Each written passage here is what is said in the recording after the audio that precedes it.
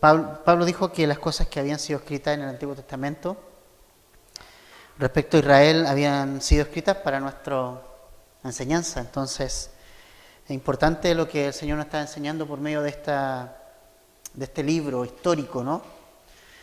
Que nos muestra la historia de los reyes en Israel, junto también con el libro de Crónicas, que nos muestra algunas otras cosas, algunos detalles que Primera Reyes no nos muestra.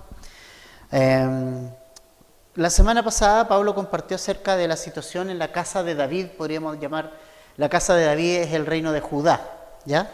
Que es el reino del sur, y allí vimos nosotros los reinados de Abiam, que se menciona que anduvo en los pecados de su padre Roboam.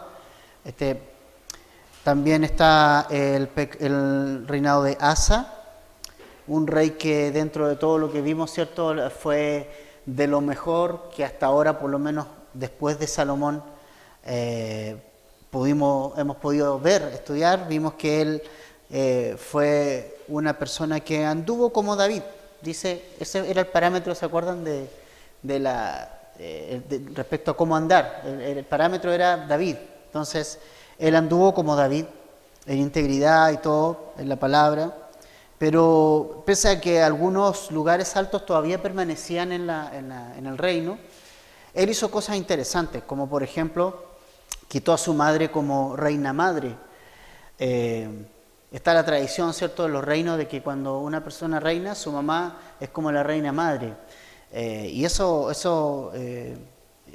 hecho de que su mamá haya levantado una imagen de Acera, Asa lo movió para destituir a su mamá como reina madre. O sea, él tuvo valentía también de poder tomar estas decisiones. También vimos que quitó a todos los sodomitas y los ídolos del reino. O sea, fue un rey que tomó buenas determinaciones. Cuando nosotros estamos en la palabra de Dios y nos afirmamos en ella, el Señor va a estar con nosotros. Entonces Asa fue muy valiente. Pero también vimos allí que continuó como esta guerra civil constante que hubo entre el reino del norte y el reino del sur.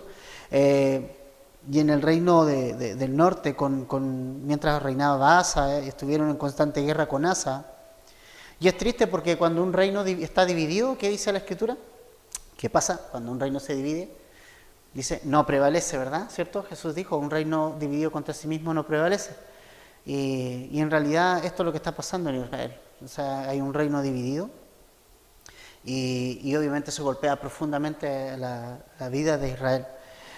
También vimos en Judá reinó Josafat, que en realidad, aparte de ser mencionado en un lugar, no se nos menciona más de él. Y finalmente vimos algunos detalles que nosotros vamos a ver más hoy día de la historia de Baasa, y cómo es que llegó al trono del reino del norte, que él dejó asolada y exterminó la casa de Jeroboam completamente. Y eso fue algo que el Señor había hablado por medio del profeta Ahías en el capítulo 14. En esta historia hoy día entonces vamos a continuar, pero ahora nos trasladamos nuevamente al reino del norte, nos trasladamos al reino de Israel. Y la verdad es que vamos a ser un tiempo de reyes malos. La verdad es que desgraciada y tristemente el reino del norte no tuvo reyes buenos. Y es bien triste lo que nosotros vamos a ver hoy día, pero como decía adelante, estas son cosas que el Señor nos va a enseñar a nosotros, ¿ya? Vamos a leer desde el verso 33, porque ahí quedó Pablo, quedó en el verso 31, y entonces vamos a leer desde el 33, quedó hasta el 32, vamos a leer desde el 33 en adelante. Dice, en el tercer año de Asa, rey de Judá, comenzó a reinar Baasa, hijo de Ahías, sobre todo Israel, en Tirsa. Y reinó 24 años, e hizo lo malo ante los ojos de Jehová, y anduvo en el camino de Jeroboam, y en su pecado con que hizo pecar a Israel. Y vino palabra de Jehová a Jehú, hijo de Hanani, contra Baasa, diciendo, por cuanto yo te levanté del polvo y te puse por príncipe sobre mi pueblo, y has andado en el camino de Jeroboam, y has hecho pecar a mi pueblo Israel, provocándome a ira con tus pecados, he aquí yo barreré la posteridad de Baasa y la posteridad de su casa, y pondré su casa como la casa de Jeroboam, hijo de Nabat. El que de Baasa fuere muerto en la ciudad, lo comerán los perros, y el que de él fuere muerto, en el campo lo comerán las aves del cielo. Los demás hechos de Baasa y las cosas que hizo y su poderío, ¿no están todo escrito en el libro de las crónicas de los reyes de Israel? Y durmió Baasa con sus padres y fue sepultado en Tirsa y reinó en su lugar. Ela su hijo. Pero la palabra de Jehová por el profeta Jehú, hijo de Hanani, había sido contra Baasa y también contra su casa con motivo de todo lo malo que hizo ante los ojos de Jehová, provocándole a ira con las obras de sus manos, para que fuese hecha como la casa de Jeroboam.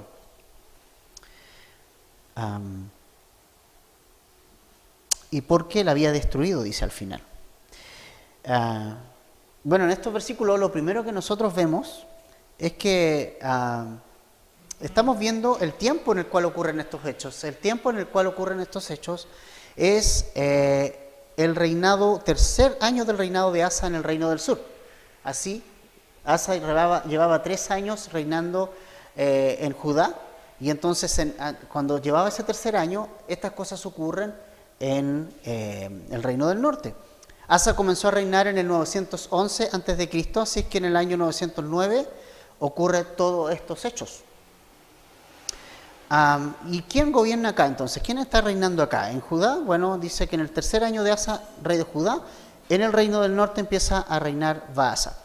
Y es interesante porque nos compartía la semana pasada Pablo de que las madres tenían una gran influencia sobre sus hijos reyes, ¿no? Porque en el fondo mencionaba mucho a la mamá de.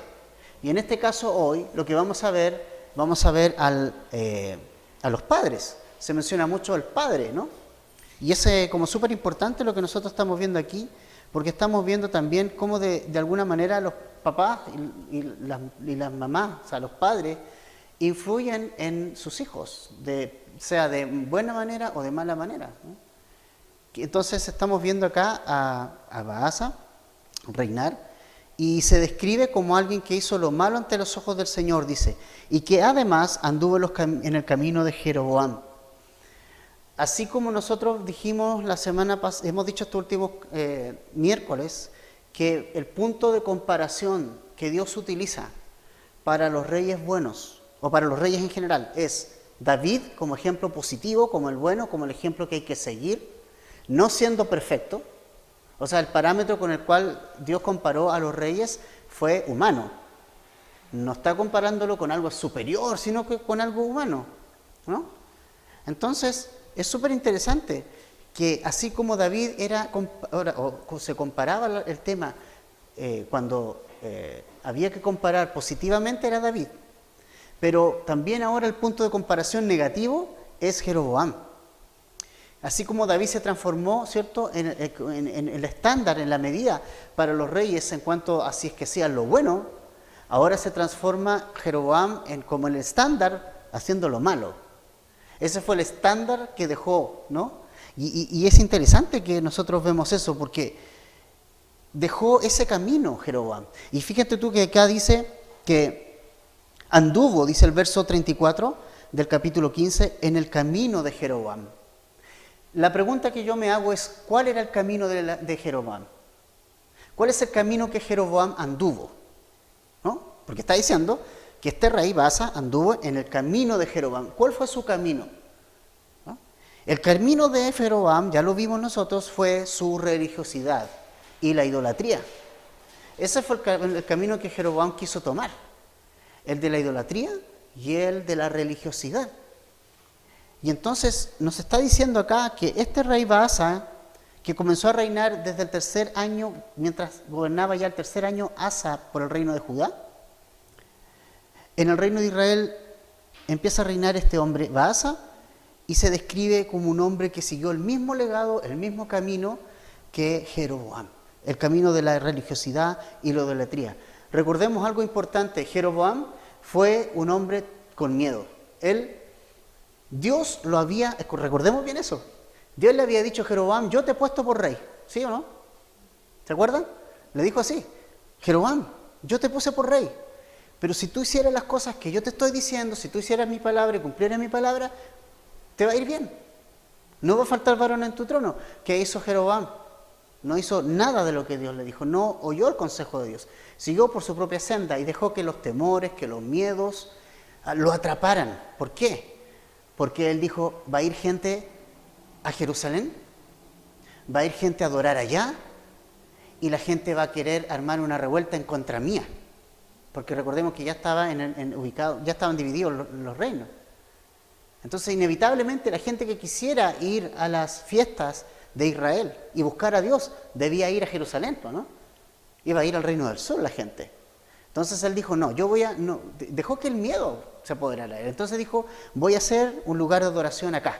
Y ahí es donde construyó un becerro de oro, puso en Dan, en Betel, puso sacerdotes a su pinta, él mismo los ofició de sacerdote también. O sea, en el fondo hizo todo mal. Mira lo que puede hacer el miedo y el temor en tu vida. O sea, te puede hacer que tú desobedezcas la palabra de Dios, que tú te vayas por tu propia senda y tú inventes una religión nueva. Eso es lo que nosotros vimos en Jeroboam. Ese es el camino que está siguiendo este hombre Basa. Ese es exactamente el mismo camino, el camino de la religiosidad y la idolatría. Y la idolatría es el pecado más recurrente en el pueblo de Dios. Si tú revisas la historia de Israel, te vas a dar cuenta que siempre hubo idolatría. Cuando ellos salieron de Egipto, ¿no? Apenas salieron ya estaban extrañando a Egipto. Y después pasaron el Mar Rojo, hubo una gran fiesta y toda la cosa, pero cuando bastó que se desapareciera un poco de tiempo Moisés para que comenzaran inmediatamente a traer dioses a su vida.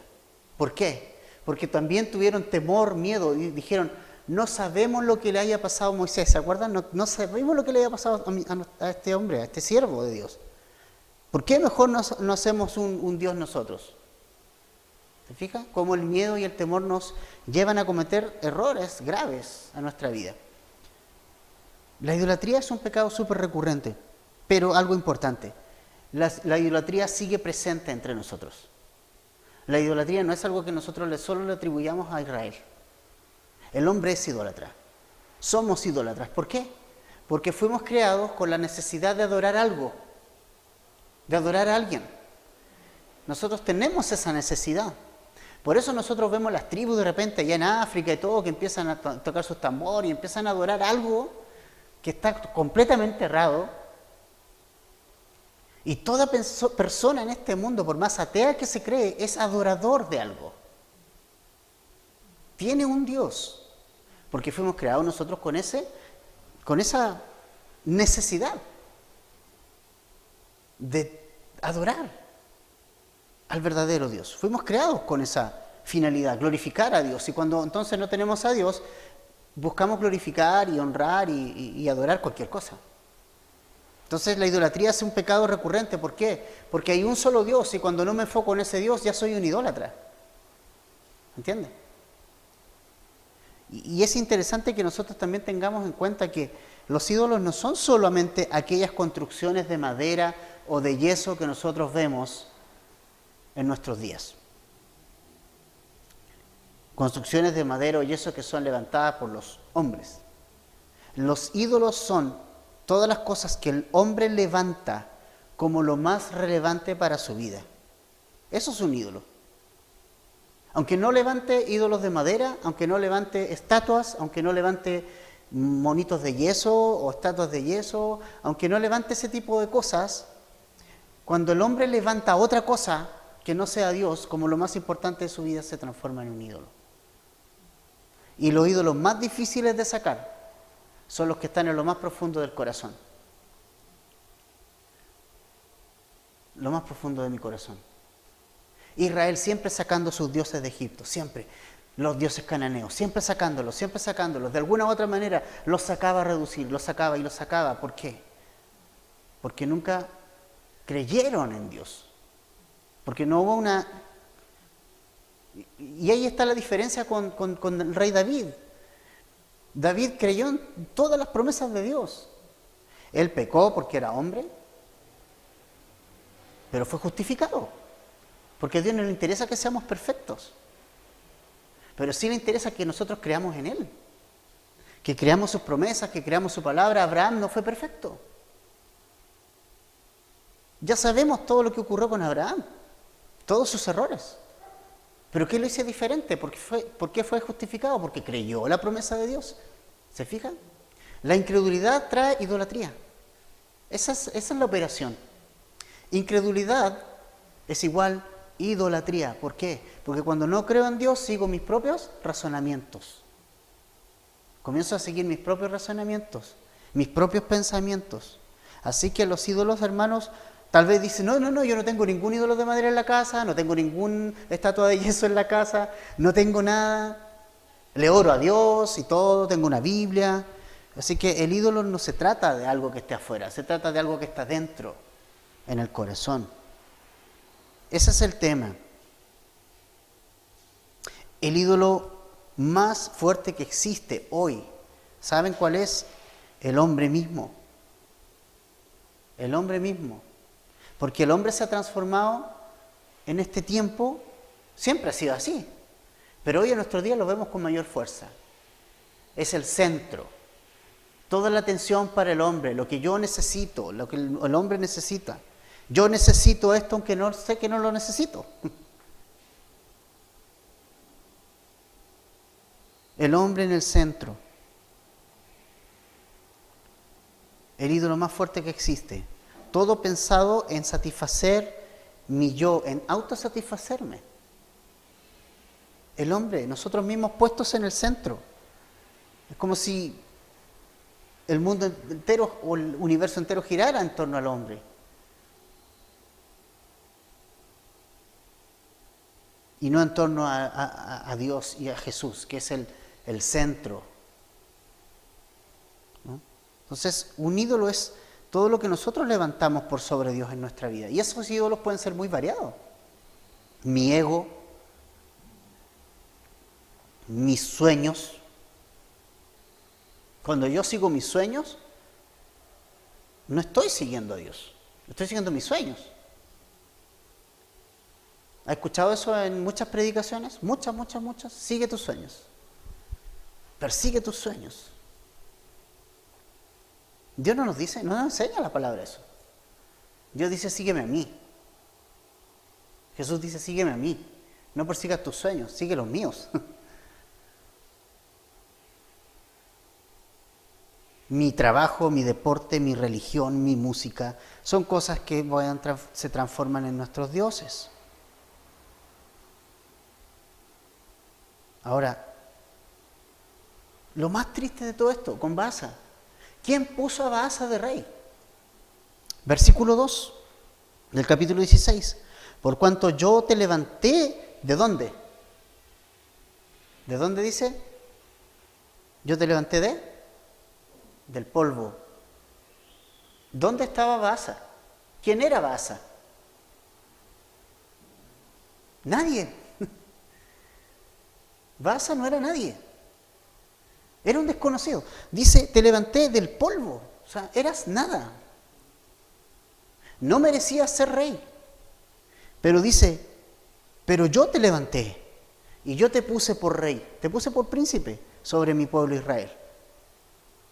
¿Te fijas? ¿Quiénes somos nosotros para rebelarnos contra un Dios que nos ha ido a buscar al barro donde estábamos revolcándonos? Y ser independientes de Él. ¿Quiénes somos? ¿Quiénes somos? ¿Te fijas? ¿Quién era Baasa? Estaba en el polvo, nadie lo consideraba aún, pero Dios dijo, ok, yo te voy a poner como príncipe. Y fíjense ustedes que aquí hay un detalle importante respecto a esto. A cómo fue que Baasa llega al trono. Dios lo está usando de alguna manera. Dios lo levantó con una misión. Pero Baasa no está respondiendo al llamado que Dios le dio. Está respondiendo mal. Yo te levanté del polvo y te puse por príncipe. Pero ¿qué pasó con Baasa? Anduvo en el camino de Jeroboam. Y no solamente él pecó, sino que también hizo pecar al pueblo. Y sabes que esto es re importante. Re importante. La influencia que tiene lo que tú haces sobre la gente que está a cargo tuyo. Y no hablo de iglesia, porque tal vez dices que yo no soy pastor de iglesia. No hablo de eso. Tú como papá, o como mamá, o como alguien de o como que estás en una familia y eres cristiano o cristiana, tienes una responsabilidad en la familia. Tal vez tú no eres líder de un pastor de una iglesia, pero eres papá o esposo. Y entonces, cuando yo decido no seguir al Señor, cuando decido rebelarme contra Él, esas cosas van a traer consecuencias a tus hijos, inevitablemente a tu esposa, a tus hijos, a tu familia, en general. Y a la gente que te conoce. Porque una cosa que nosotros no nos podemos esconder que somos cristianos. Y querámoslo o no, la gente nos va a mirar. Me va a decir, ahí vive el vecino cristiano. Ellos van a la iglesia, etcétera, ¿sí o no? Tenemos una responsabilidad. Entonces, cuando nosotros pecamos y cuando nosotros dejamos al Señor, eso trae inmediatas consecuencias sobre la gente que está más cerca a nosotros. Y obviamente va a ser un rey y lo que él hacía iba a repercutir a sus súbditos, iba a repercutir a su pueblo. Es una cosa lógica. Pero ¿sabes cosas que Baasa vivió para sus deseos, para sus deleites, para sus anhelos? ¿Te fijas? En lugar de ser agradecido de Dios y decir, Dios, tú me sacaste del polvo. Yo no era nada, pero tú me sacaste de ahí. ¿Estamos conscientes de que Dios nos sacó del polvo? ¿Estamos conscientes de eso? ¿O ya estamos en una posición así como, me merezco estar aquí? Yo no me merezco estar aquí. Ninguno de nosotros. No merecemos. Ahora, una de las cosas que es importante también notar, que en medio de toda esta cosa media oscura que ya hay, dice el verso 1, y vino palabra de Jehová. Y el verso 7, pero la palabra de Jehová. O sea, Dios envía a su profeta, Dios envía a un siervo, a Jehú, hijo de Anani, lo envía para entregar una palabra de Dios en medio de este tiempo tan complicado y en medio del pecado de este hombre Baasa. Dios envía su palabra para volver el corazón de estos reyes a Él. ¿Y sabe?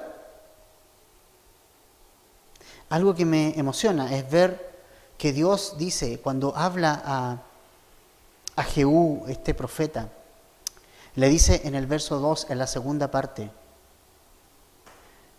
has hecho pecar, era el mensaje, a mi pueblo Israel. Si tienes la oportunidad de subraya mi pueblo Israel. ¿Cómo andaba ese pueblo? En idolatría en este momento. ¿Cómo andaba la cosa ahí? Estaban divididos, estaban en idolatría, estaban mal espiritualmente. Pero ¿te das cuenta de algo? Que Dios, al referirse a Israel, lo llama a su pueblo. Dice, este es mi pueblo. Este es mi pueblo. Nunca dejó de serlo. Es un pueblo rebelde, un pueblo contumaz, pero su pueblo al fin y al cabo. ¿No te identificas con eso? Yo me identifico con eso. Yo me identifico con eso. Porque hoy día nosotros somos su pueblo, la iglesia. Somos su pueblo. ¿Pero cómo somos? Igual que Israel. Somos un pueblo rebelde, contumaz, muchas veces. Y Dios tiene que enviar la palabra de Dios a nosotros y nuevamente, hey, vuélvete. Yo me identifico con esto. Pero me encanta el amor y la misericordia de Dios. O sea, Él lo llama mi pueblo, ¿no? A pesar de que andaban súper perdidos, pero Él dice, es mi pueblo. Esto nos habla de un Dios que quiere buscar su pueblo, que ama a su pueblo, que es misericordioso con su pueblo, que no deja pasar por alto el pecado, estamos muy, muy claros y lo vamos a ver. pero siempre su actitud es de hacer algo por su pueblo. Ahora, ¿con qué intención entonces Dios envía al profeta Jehú contra Baasa? ¿Con qué intención? Eso es lo importante. Con la misma intención que Dios envía a los profetas en general. Vamos a ver desde el capítulo 17 en adelante que vamos a empezar a ver a Elías. Elías y más adelante Eliseo, dos de los grandes profetas. Y los más grandes profetas estuvieron en los peores tiempos de Israel. Vivieron en los peores tiempos de la nación. ¿Y para qué fueron enviados estos profetas? Para que el pueblo se arrepintiera. ¿Se acuerda cuando Dios envió a Jonás a los ninivitas? Y el mensaje era, ustedes van a ser destruidos. Pero ¿cuál era la idea del mensaje? La idea del mensaje era la gracia y el perdón que Dios quería darle a ese pueblo si se arrepentía. Y de hecho ese pueblo se arrepintió.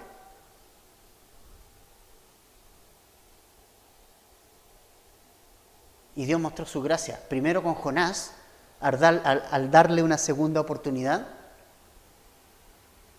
¿no? Porque el énfasis de esa historia de Jonás no es como la canción infantil nos ha llevado a pensar muchos años. ¿Se acuerdan de la canción infantil? Que Jonás había sido desobediente, por eso al mar profundo la gente lo tiró, ¿se acuerdan? No, el libro de Jonás es un libro de gracia para él. Porque Dios le dio una segunda oportunidad para cumplir su ministerio. Eso es gracia. Y lo volvió a recibir. Y dio el mensaje. ¿Por qué Dios envía palabra a su pueblo? O a quien sea. Para que su pueblo se arrepienta. Para que su pueblo venga a Él. Esa es la finalidad, ¿no? Entonces, el mensaje de Dios espera por la respuesta del hombre. Dios da un mensaje para que el hombre le responda. ¿Cómo nosotros estamos respondiendo al mensaje de Dios? ¿Cómo respondemos? ¿Lo archivamos, lo guardamos, lo tapamos y lo dejamos en casa? ¿O lo estamos tomando como lo que es? Como el mensaje de Dios. Ahora, una cosa también importante. Los pecados de estos reyes, vamos a ver que varias veces se va a repetir la frase provocándome a ira. Fíjense bien en el capítulo, ¿cierto? Provocándome a ira. Varias veces. Está en el verso 2, está en el verso 7, está en el verso 13, está en el verso 26, está en el verso 33, provocar a ira. Y es interesante. ¿Por qué? Porque Salmo 103:8 dice, misericordioso y clemente Jehová, lento para la ira y grande en misericordia. O sea, Dios es paciente. Dios es paciente. Para la misericordia está presto, pero para la ira se guarda. ¿Entiende? Ese es nuestro Dios. Para la ira, Él se aguanta un poco, un tiempo.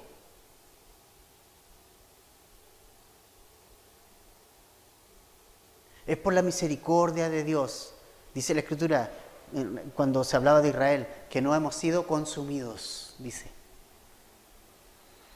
Solo por la misericordia de Dios. ¿Por qué? Por esto, porque Dios es lento para la ira. Tenemos un pueblo que lo está provocando a ira, pero Él es lento para la ira. Pero está presto para dar misericordia al que venga a Él y se lo pida. ¿No?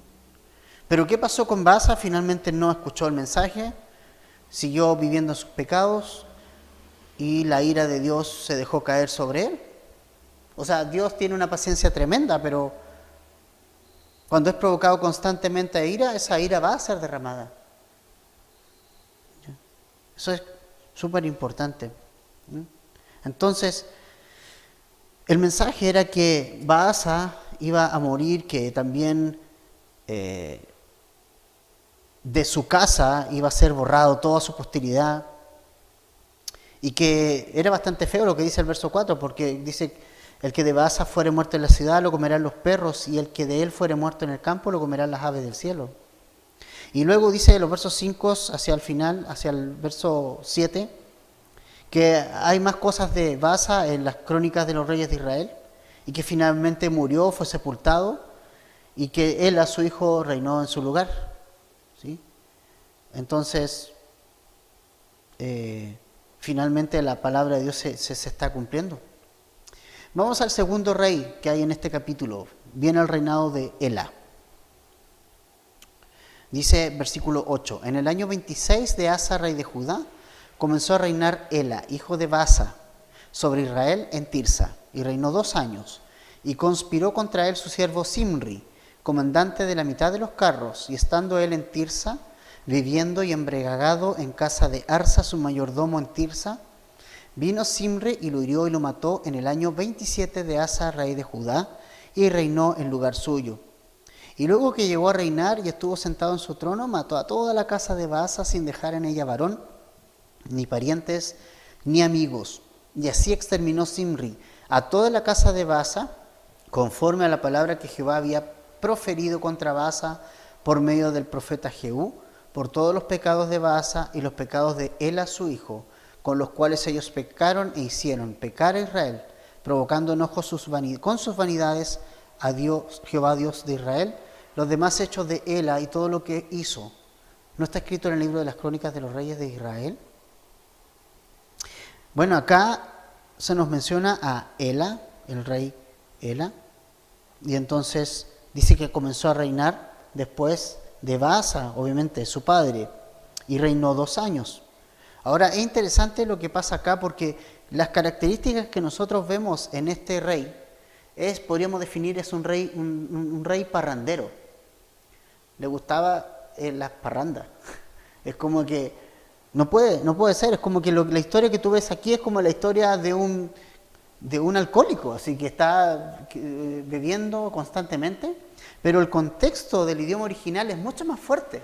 Y lo que estaba haciendo este personaje, este rey, era en una orgía, estaba en una orgía.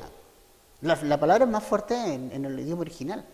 Estaba emborrachando y todo, obviamente bajo el tema alcohólico, pero también era como una fiesta, como una orgía allí.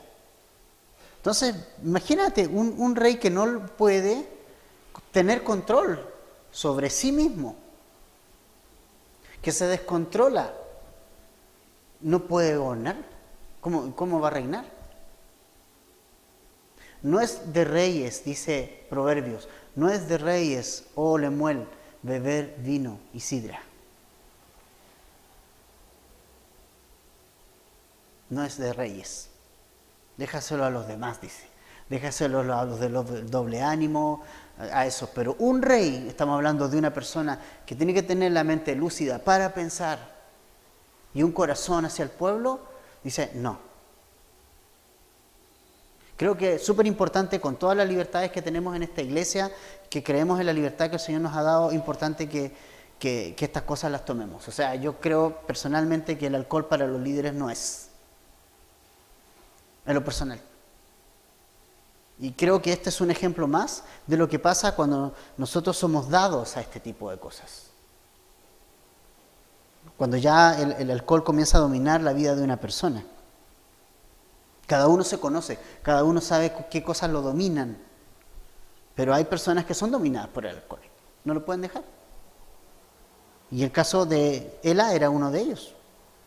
Ahora, ¿qué pasó con él? Porque reinó 2 años y entonces luego dice que lo que pasó con él fue que una persona que fue su siervo, que era como la que estaba a cargo de la mitad de su ejército, un comandante que se llamaba Simri, conspiró contra él.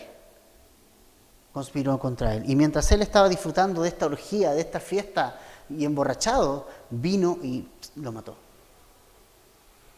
Aprovechó ese momento de debilidad. Mira la muerte que tuvo, indigna, total. ¿Cómo murió? Oye, ¿cómo murió Ela, el rey? Oh, fíjate que murió borracho y lo mataron borracho. No podéis creerlo. O sea, la muerte más indigna para un líder. Para alguien que fue llamado a gobernar un pueblo que es de Dios. ¿Entiendes? Es triste. Es triste. Lo mató. Y luego que este nuevo rey que viene aquí apareciendo, que es Zimri, él se sentó en el trono. Él se sentó en el trono, mató luego a toda la casa de Baasa, tal cual como Dios había dicho por medio de Jehú, el profeta, ¿verdad? Hace unos versos atrás. ¿Se acuerdan? Recién lo vimos. Todo eso se cumplió. Todo lo que Dios había dicho. No dejó varón, parientes, amigos que ni siquiera tenían la sangre de él. No dejó nada de esa casa. Fue totalmente eliminada, completamente exterminada por Zimri, toda esa casa. Y ¿sabes qué? Lo que me llama la atención es que en el verso 12 dice, conforme a la palabra que Jehová había dicho contra Baasa.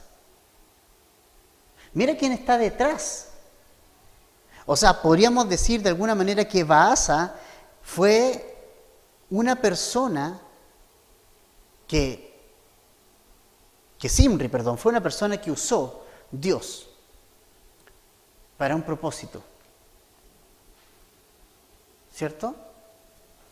Por eso, hermanos, ¿sabes qué? Tenemos que entender nosotros una cosa. El que Dios nos use no significa nada. No significa nada. No significa que nosotros estemos bien los que servimos y los que no sirven están mal. No, no significa eso. De hecho, no significa nada. Simplemente, si estamos sirviendo al Señor y si lo hacemos con buenas motivaciones, significa que somos privilegiados. Eso nomás significa. Que tenemos un privilegio enorme de ver la obra de Dios, ¿sabes qué?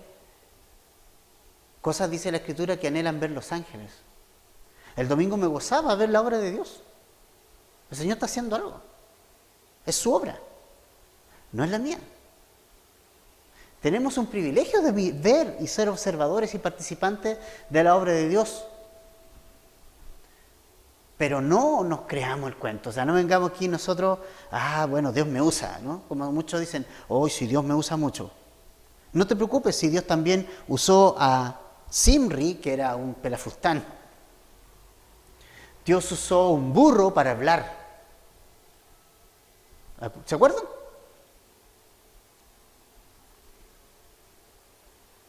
O sea, Dios usa paganos para sus propósitos. Usó a Faraón, el más pagano de todos, para sus propósitos. Así que cuando Dios nos usa, no nos creamos el cuento. No decir, Dios me usa, ¿no? O sea, gloria a Dios. Por eso disfruta de ver la obra de Dios, pero no tomes el ministerio como algo así como, eso voy a escalar. No.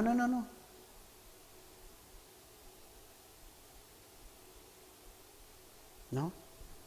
Entonces eso es súper importante que nosotros lo entendamos. Ahora, ¿cuánto tiempo reinó Zimri? Versículo 15.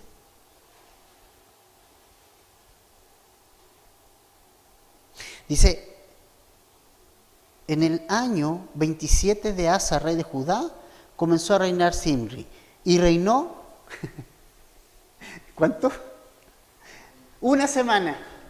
Duró una semana, 7 días en Tirsa. Y el pueblo había acampado contra Gibetón, ciudad de los filisteos. Y el pueblo que estaba en el campamento oyó decir, Zimri ha conspirado y ha matado al rey, ha dado muerte al rey. Entonces todo Israel puso aquel mismo día por rey sobre Israel a Omri, general del ejército, en el campo de batalla. Y subió Omri a Gibetón, y con él todo Israel, y sitiaron Tirsa. Mas viendo Zimri tomada la ciudad, se metió en el palacio de la casa real, y prendió fuego a la casa consigo, y así murió por los pecados que había cometido. haciendo lo malo ante los ojos de Jehová y andando en los caminos de Jeroboam y en su pecado que cometió, haciendo pecar a Israel. El resto de los hechos de Zimri y la conspiración que hizo, ¿no está todo escrito en el libro de las crónicas de los reyes de Israel? Zimri duró 7 días de rey y bastaron para conocerlo, porque dice que anduvo nuevamente en los pecados de Jeroboam. O sea, bastó, eso era suficiente. Anduvo mal. Y fíjense ustedes, ¿cuál fue la causa de muerte de él? Cuando se vio apretado por la situación, él se suicidó. Él cometió suicidio. Él encendió fuego al palacio y él adentro. Él se quemó. ¿Pero por qué murió? ¿Cuál fue la causa de su muerte? Verso 19. Por los pecados que había cometido. O sea, la paga del pecado es muerte siempre. Y él murió por eso. Por eso murió. El rey duró 7 días, imagínate.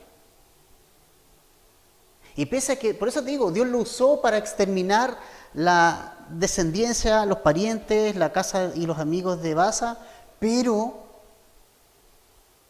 no duró nada. Porque quiso hacer su vida aparte de Dios. Imagínate, Dios me usó para destruir a Baasa. Soy pero genial. No.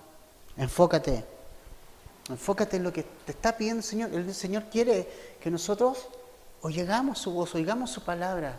¿Qué importa? Te usa bien, pero no es lo más importante. Enfócate en lo que Dios te quiere hablar. Enfócate en tu relación con el Señor.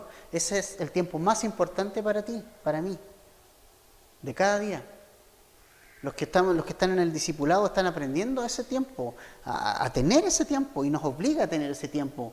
Y yo doy gracias a Dios por ese discipulado que me obligó a tener ese tiempo.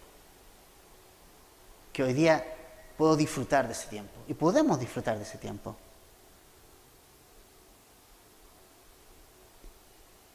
Entonces solo 7 días. Y otra cosa importante. Hay una responsabilidad personal de Zimri. Hay una decisión que es personal, que es nuestra. No culpemos a otros por las responsabilidades que yo tengo con Dios. Si yo tengo mis propias responsabilidades con Dios, me enfoco en ellas, ¿no? Pero terminó mal Zimri.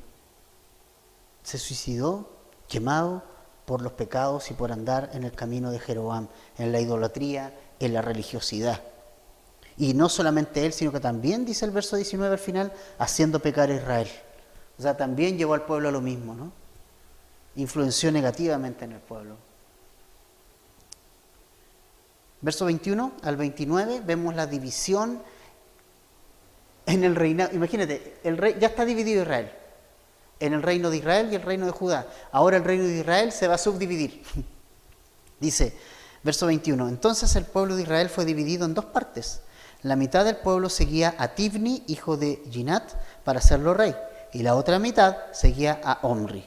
Mas el pueblo que seguía a Omri pudo más que el que seguía a Tibni, hijo de Ginat, y Tibni murió, y Omri fue rey. En el año 31 de Asa, rey de Judá, comenzó a reinar Omri sobre Israel, y reinó 12 años. En Tirsa reinó 6 años. Y Omri compró a Semer el monte de Samaria por 2 talentos de plata, y edificó en el monte, y llamó el nombre de la ciudad que edificó Samaria, del nombre de Semer, que fue dueño de aquel monte.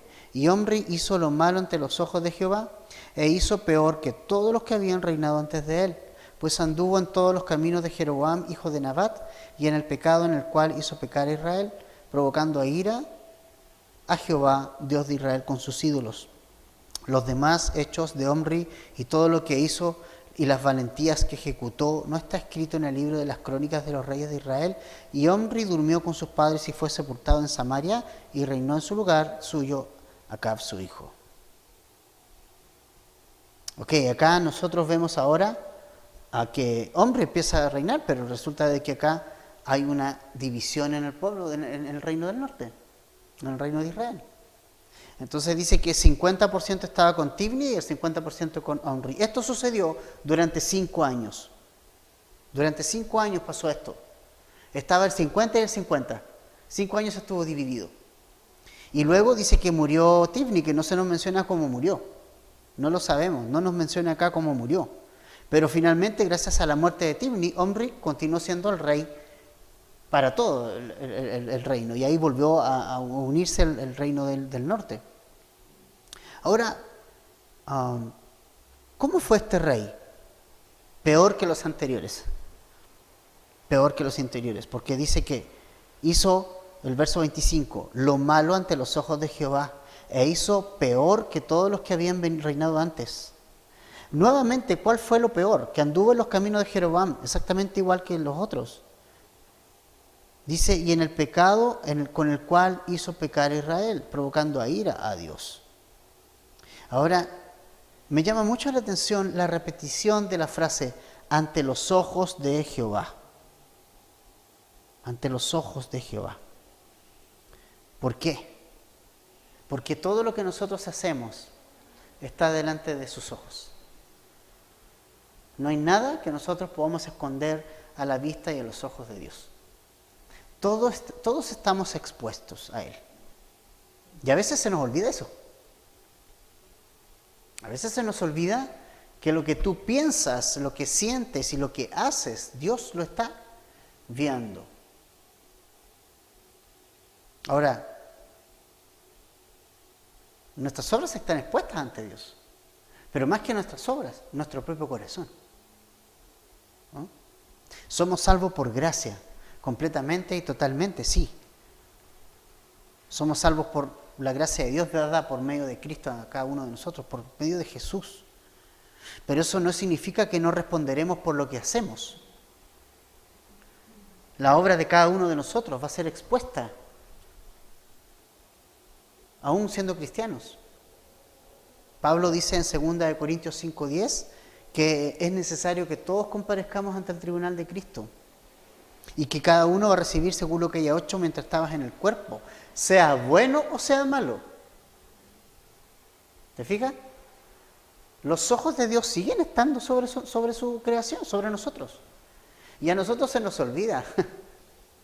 Tontamente pensamos que podemos engañarnos a nosotros, o engañar a nuestra familia, o engañar a la iglesia, o engañarnos.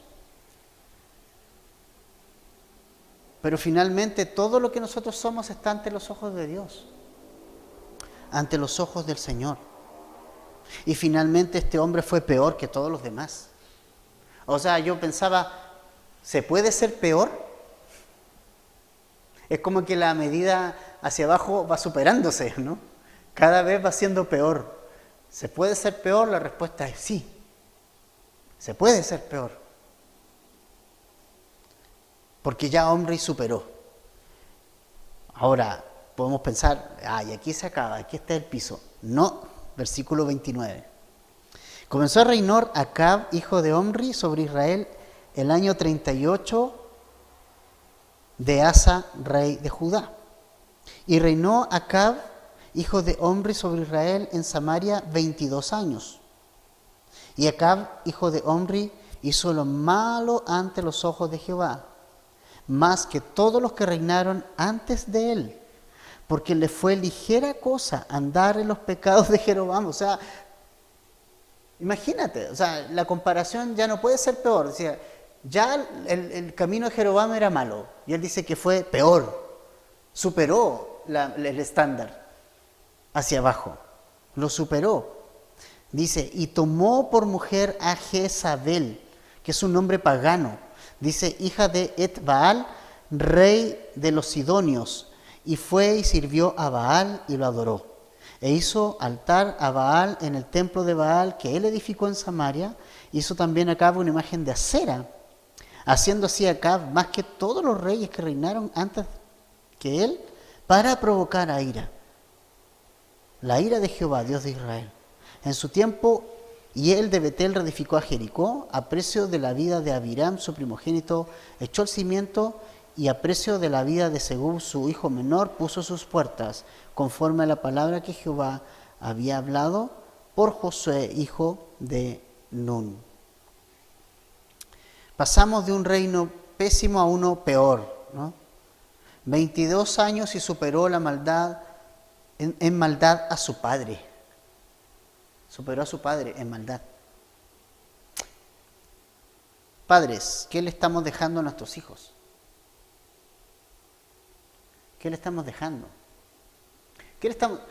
Si no tenemos hijos, ¿qué le estamos dejando a la generación que viene?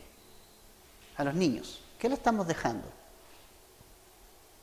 Para mí es tan importante que si los papás no le están enseñando en la casa, al menos aquí, le estemos entregando la palabra.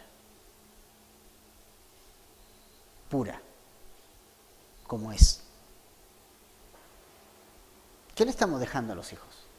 Nosotros no le estamos dejando valores, porque eso no va a cambiar sus vidas. Eso no lo va a transformar. Los valores no cambian el corazón de nadie. Nunca nos olvidemos de eso. Cometemos esos errores, no, y tenemos que dejarle valores a esta nueva generación. No se trata de eso. Nosotros tenemos que dejarle a Jesús a esta nueva generación, porque Jesús va a cambiar y transformar sus vidas, y van a dar fruto. Esto no es una religión muerta, que nosotros vamos a educar a la gente para que haga esto, para que haga lo otro. Nosotros no somos educadores. No somos educadores. Nosotros enseñamos la palabra del Señor, somos maestros. Transmitimos lo que nosotros aprendemos de Dios a la generación que viene. Y si no hemos aprendido de Dios, no vamos a entregar nada. Nos vamos a parar frente a nuestros hijos y no vamos a ser capaces de entregarle absolutamente nada, porque tú no has recibido nada. Si nosotros no hemos recibido nada, ¿qué vas a entregar? ¿Qué puedes pararte a decirle a tu hijo o a tu hija? Enfócate en lo que el Señor te quiere hablar a ti. En este libro, en su palabra, ve los tesoros que hay en ella para ti, cómo el Señor te quiere hablar. Entonces, ¿qué le estamos dejando a nuestros hijos? Imagínate, superó a su papá en maldad. O sea, imagínate, el papá le dejó la maldad y lo superó. Fue un buen alumno de su padre, pero de manera negativa. Fue una copia mejorada de la maldad de su padre. Entonces, qué importante, ¿qué le estamos dejando a nuestros hijos? ¿El teléfono para que no nos moleste?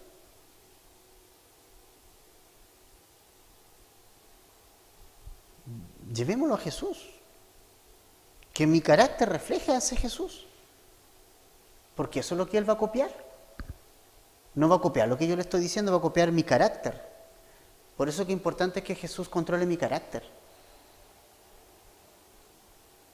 Que sea como Jesús. Entonces, Acab superó a Omri. Una idolatría increíble. Se casó con una idólatra. Con una mujer idólatra. Que instaló una imagen de Sera, que era la diosa madre de los cananeos. Que sirvió a Baal. O sea, tú dices, ya... Eso le dejó Omri a su hijo. ¿Qué le dejó Omri a su hijo? La idolatría. Eso le dejó de legado, el legado de Omri a su hijo, idolatría. ¿Cuál será tu legado a tu hijo?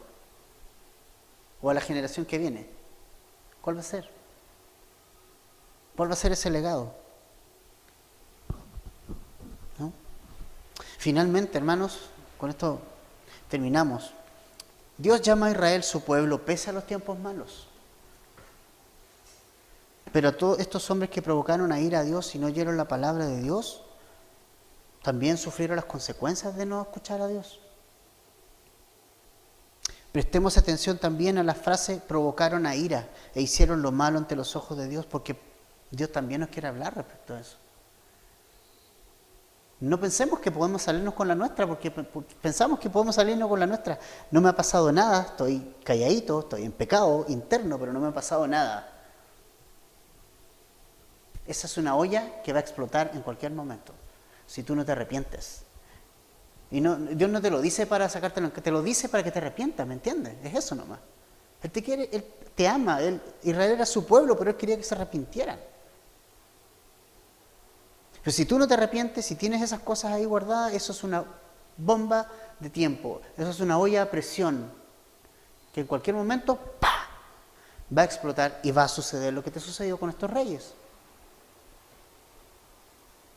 Estos hombres además tenían un pueblo detrás, un reinado que no solo era un lugar de poder, sino un lugar donde tú influencias sobre los demás. ¿Qué estoy haciendo en el lugar donde estoy yo puesto por Dios?